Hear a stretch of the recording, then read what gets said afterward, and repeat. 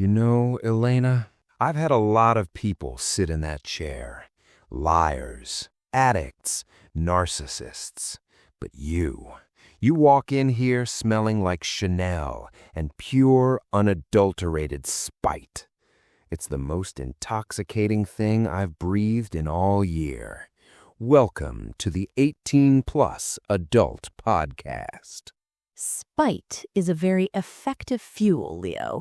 It keeps you warm when everyone else has left the room. And don't act like you aren't enjoying the view. You've been staring at my neck since I sat down. Is it the necklace, or are you just looking for the pulse? I'm looking for the break. Everyone has one. And yours was 5 years in the making. Let's talk about Mike. 5 years? That's not a fling. That's a life sentence. You were engaged. You were 3 months out from the big day. The flowers were ordered. The deposit on the venue was paid. You were ready to give this man everything. Was he worth it? Or were you just blinded by the light of a diamond? He was a masterpiece of a man, Leo. Or he played one. He was the guy who remembered the anniversary of our first kiss.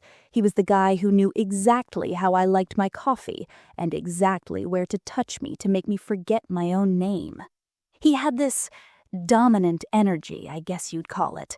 He made the world feel small and safe. I didn't just love him, I worshipped the version of him he allowed me to see.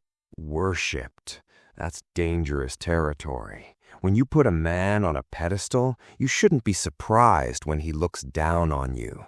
But 3 months before the wedding, the veil dropped.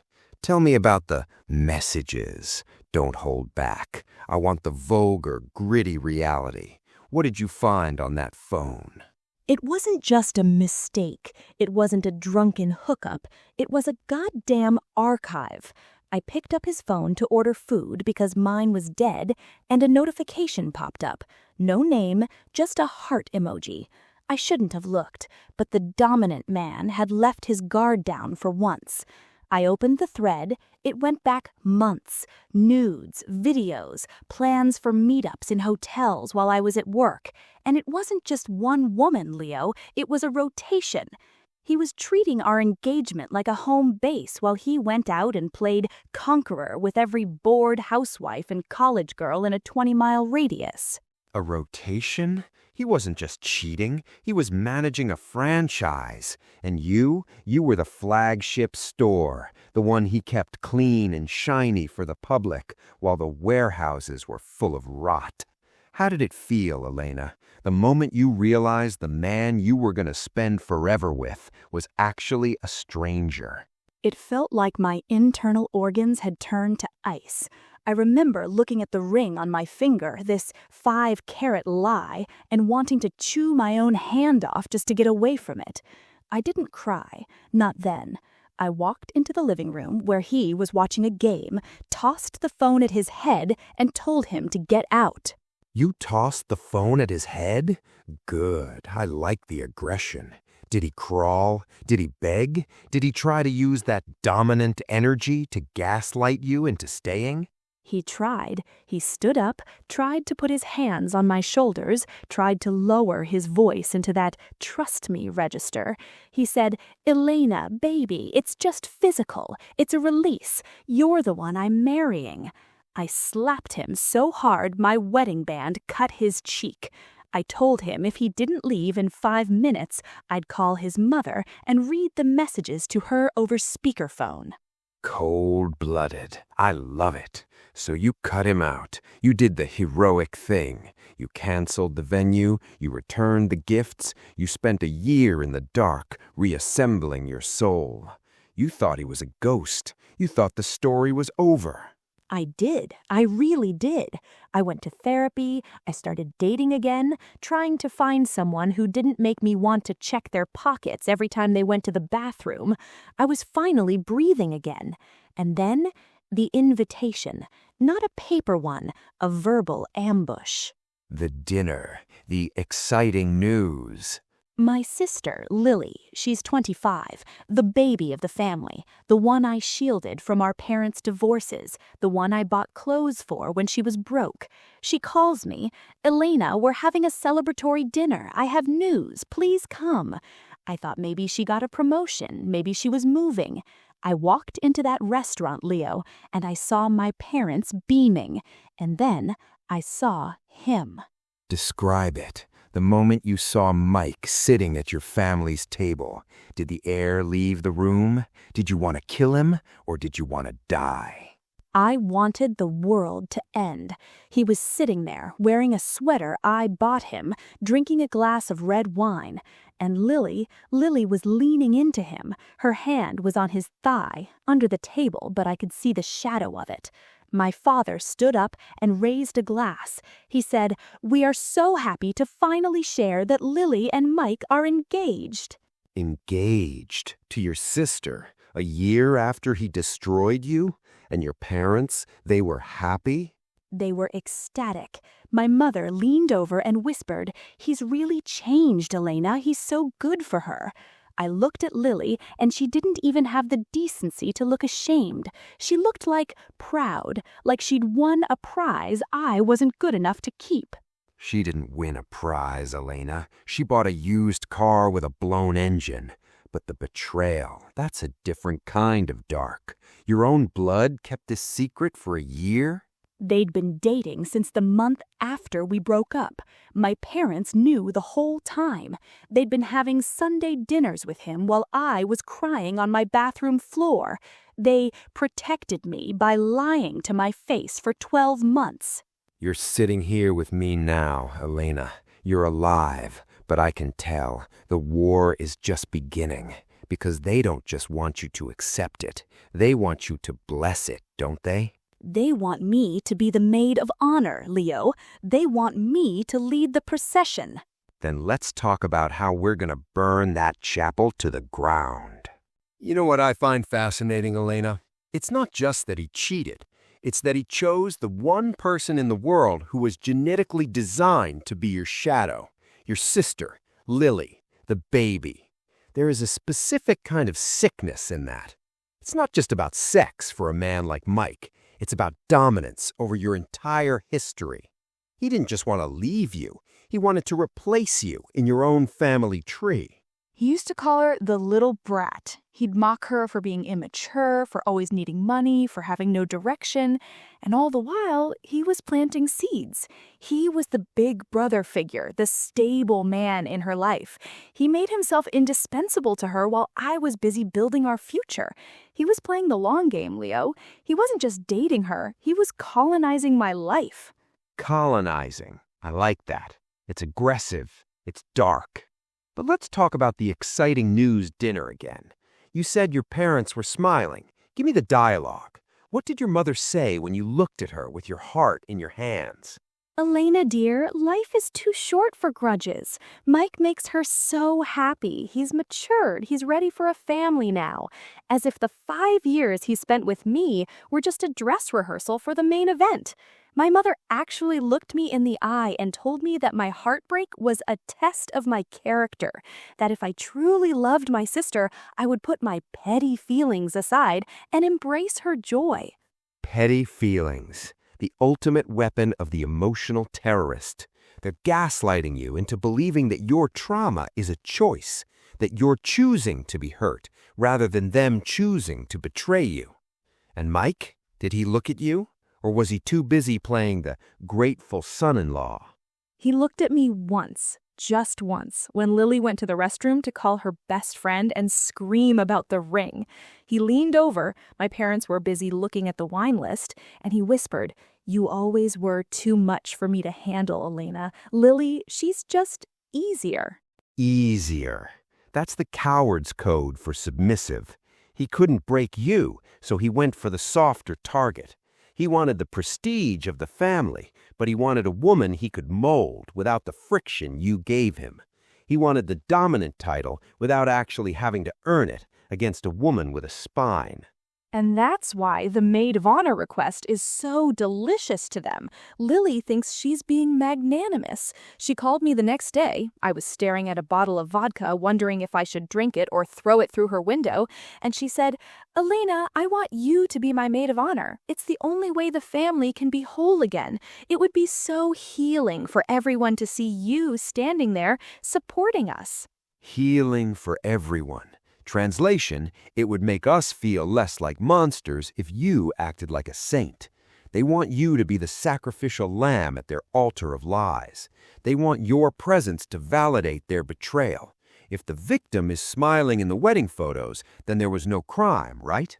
Exactly. And when I said no, when I told her I'd rather set myself on fire in the middle of the aisle than hold her train, that's when the bitchy side of the family came out.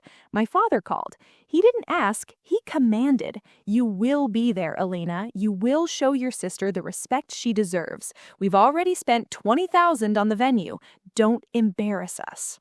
And that's where the 18-plus adult part of this conversation starts, isn't it? Because you aren't just a daughter anymore. You're a woman who has been stripped of her place. And when a woman has nothing left to lose, she becomes the most dangerous thing in the room. Tell me, Elena, did you tell him about the messages? Did you tell your father exactly what kind of man he's welcoming into his home? I tried. I told him Mike was a serial cheater. I told him I had proof. And you know what my father said? He said, "Men have needs, Elena. Maybe because you hadn't been so focused on your career, he wouldn't have strayed. Lily understands how to take care of a man. You clearly didn't." He blamed you. He used the dominant male playbook to tell you that you weren't feminine enough to keep a dog on a leash. That is the ultimate insult. That is the dark side of everything we talk about on this show. It's not dominance, it's misogyny masked as family values. So tell me, Leo, you're the expert on power. You're the one who talks about taking what's yours. What do I do when my own father tells me I'm worthless than the man who cheated on me? What do I do when my sister is wearing my dream life like a stolen coat?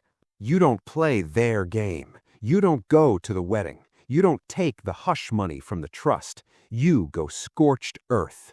You realize that family is just a word people use to keep you in line. You find a new tribe. You find a man who doesn't want easy. He wants the too much that you are. And then you let them watch you thrive from a distance they can never bridge. They're threatening to cut me off financially. The condo, my savings, everything is tied to them. Money is just paper. Freedom is the ability to look your father in the eye and tell him to take his money and shove it. Because the minute you stop caring about their support, they lose their only leash. You want to see dominant energy? It's the woman who walks away from $1 million because her dignity isn't for sale. You make it sound so simple, so sexy. Everything is sexier when there's a fire burning in the background. And right now, Elena, you're the most beautiful arsonist I've ever met. We've established that your sister is a parasite and your father is a relic. But let's talk about the specific cruelty of that maid of honor request. That's the part that stayed with me when I read your story. It's not enough that she's marrying your ex. She wants you to be the witness. She wants you to stand there and practically hand him over, like you're signing a title transfer on a used car. It's the purity of the narrative, Leo. If I'm the maid of honor, the story isn't sister steals fiancé. The story becomes a beautiful family heals through love. She's obsessed with the aesthetic of it. She's already picking out the dresses. She wants me in champagne, which, by the way, is a color that makes me look like a corpse. Of course she does. She wants you washed out. She wants you to be the background noise to her symphony. It's a power move, Elena. By putting you in that dress and standing you at that altar, she's proving to everyone, and mostly to herself, that she didn't steal him. She's proving that you surrendered him, that you weren't enough to keep him, so you're graciously stepping aside for the better version of yourself. That's exactly what I told her. I called her after the third glass of wine. I said, "Lily, you don't want a sister. You want a prop. You want me to stand there so you don't have to feel like the backstabbing little bitch you are every time you look in the mirror. And you know what she said? She started crying, that soft, pathetic baby sister sob that always made our parents run to her side. She said, "I just want my big sister to be happy for me. Why are you being so mean?" The victim shield. It's the ultimate defense against accountability. When you call out the predator, they cry so they can claim you're the bully. It's a classic play in the 18-plus adult world of manipulation. But tell me about the Reddit side of this. You posted the story. You let the internet into the bedroom and the dining room. Why? Was it for validation, or were you just looking for someone to tell you it was okay to be mean? I was starting to doubt my own sanity, Leo. When your entire family is telling you that the sky is green, you start to wonder if you're the one who's colorblind. I posted on Am I the Asshole? I laid it all out, the cheating, the secret dating, the engagement, the financial threats. I expected a few NTA votes. I didn't expect the world to explode. The internet loves a betrayal. It's the most primal form of entertainment. What did they say? Give me the dominant consensus. It was a landslide, tens of thousands of people screaming, "Not the asshole." They called my sister a homewrecker and my parents enablers. But the comments that stuck were the ones about Mike. Users pointed out that a man who cheats with you will eventually cheat on you. They were telling Lily her beautiful, happily ever after has an expiration date. Someone even wrote, "The way you get them is the way you lose them." Wise words from the digital masses. Mike is a hunter, Elena. He's not interested in the prize. He's interested in the capture. He captured you, then he got bored. He captured Lily because she was the forbidden fruit, the sister's fiancé. Once the wedding is over and the controversy dies down, he's going to realize he's married to a 25-year-old girl who has nothing to offer him but her insecurity. And then he'll be back on the apps before the honeymoon tan fades. That's what's so dark about it. Part of me wants to stay just to watch the car crash. I want to be in the front row when she realizes he's still the same man who had a rotation of housewives while I was picking out centerpieces. No, that's the trap, Elena. If you stay to watch the crash, you're still in the car. You're still giving them your time, your energy, your life. True dominance isn't watching them fail. It's being so far ahead that you don't even hear the explosion. You're flirting with the idea of revenge because you're still tethered to them. It's easy for you to say, you aren't losing a family. You aren't losing a trust fund. I lost my family a decade ago, Elena. And you know what I gained? Everything. I gained the ability to walk into any room and know that no one owns me. I gained the freedom to say no without checking my bank account. You think the condo is your security? It's your cage. Your father is the jailer, and your sister is the one holding the key while she mocks you. I told my father I wouldn't go. I told him to keep the money.